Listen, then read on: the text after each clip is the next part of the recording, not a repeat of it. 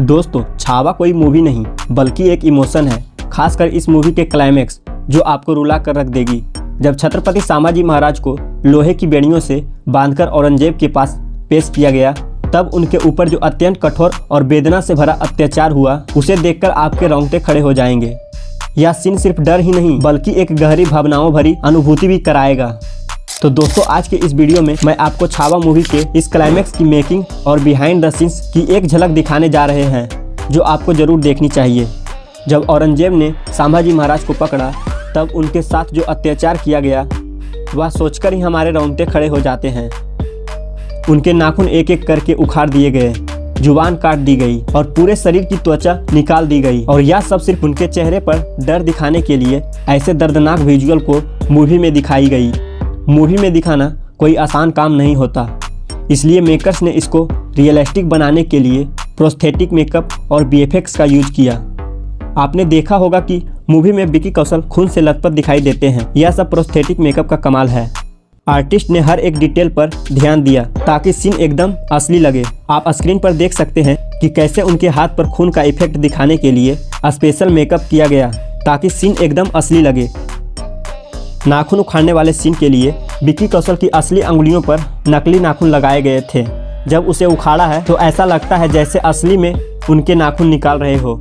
उंगलियों पर fake blood का यूज किया गया ताकि दर्द और तकलीफ असली लगे। और सबसे ज़्यादा दर्दनाक सीन था जुबान काटने का। उसके लिए एक स्पेशल डमी जुबान बनाई गई थी जो एक पाइप से कनेक्ट थी।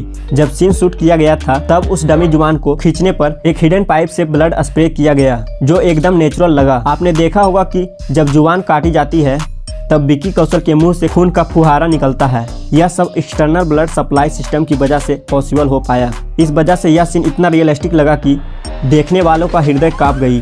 डायरेक्टर और टीम ने बहुत मेहनत से की। इस बीटीएस वीडियो में आप देख सकते हैं कि कैसे एक्टर्स और टेक्नीशियन इसको परफेक्ट बनाने की कोशिश कर रहे हैं। औरंगजेब की निर्दयता सिर्फ यहीं तक नहीं रुकी, उसने संभाजी महाराज के घाव पर नमक तक बिखेर दिया। सोचिए, एक छोटी सी चोट पर अगर नमक लगाया जाए तो कितना दर्द होता है।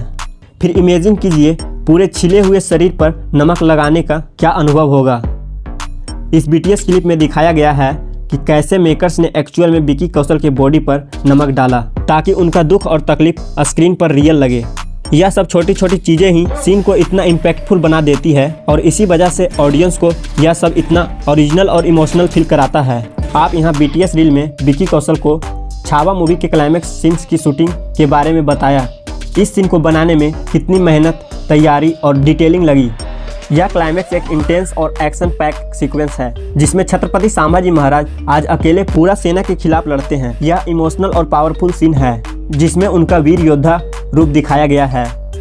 विकी कौशल जो उस वक्त संभाजी महाराज के कॉस्ट्यूम और आर्मर में थे, उन्होंने यह बताया कि सीन सुबह शुरू होता है और पूरे दिन तक चलता रहता है। यह एक लंबी बैटल सीक्वेंस है जिसमें हर एक शॉट को प्रोफेशन के साथ शूट किया गया है।